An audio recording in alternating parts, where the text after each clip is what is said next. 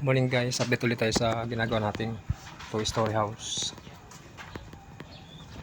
Ito na yung aming tapos.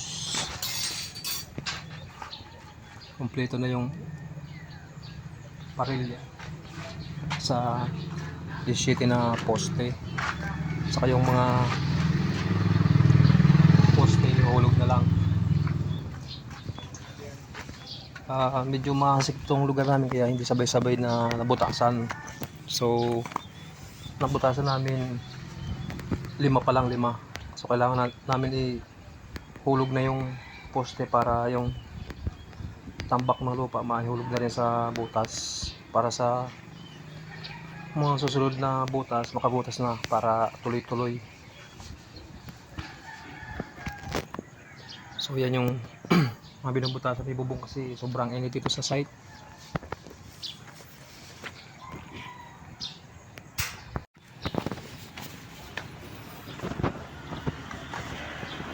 Ito yung barracks namin dahil marami na kaming gamit dito. Kailangan mayroon ng natutulog na tao. Yung mga pang-anilyo ready na. So totally hindi pa naman tapos, pero mamaya tapos na to. Kunti na lang. Kunti na lang, ayos na yung sukat.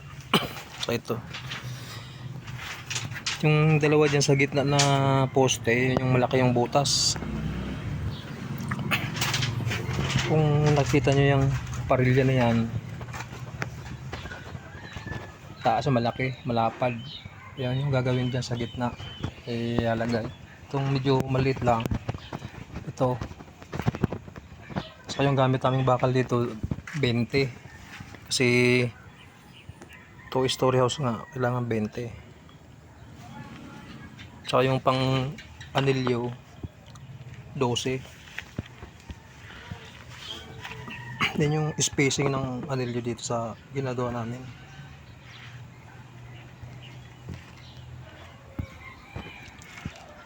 Tsaka dito ilalagay yung ano, dito banda yung elevator nito kasi may elevator to eh.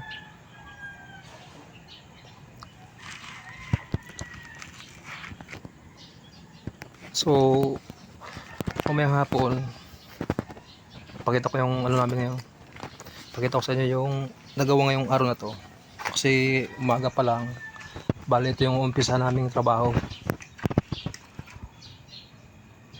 Pakita natin yung accomplishment mamayang hapon.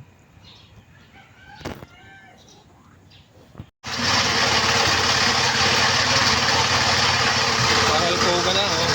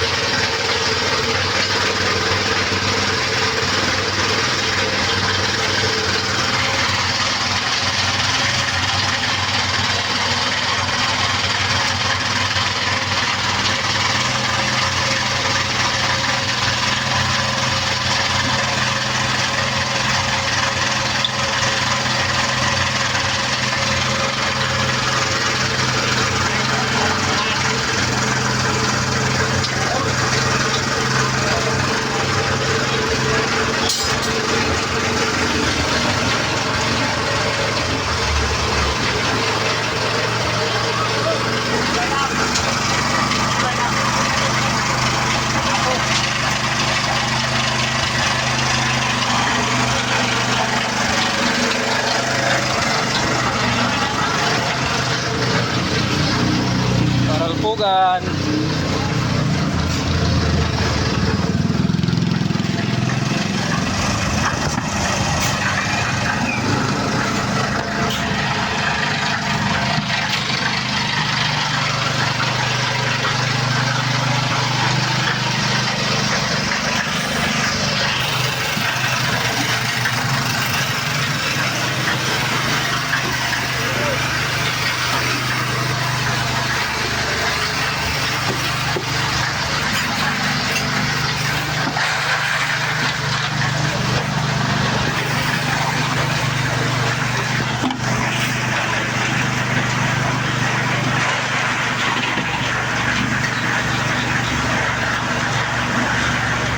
Ayan, may buta dito. Buta.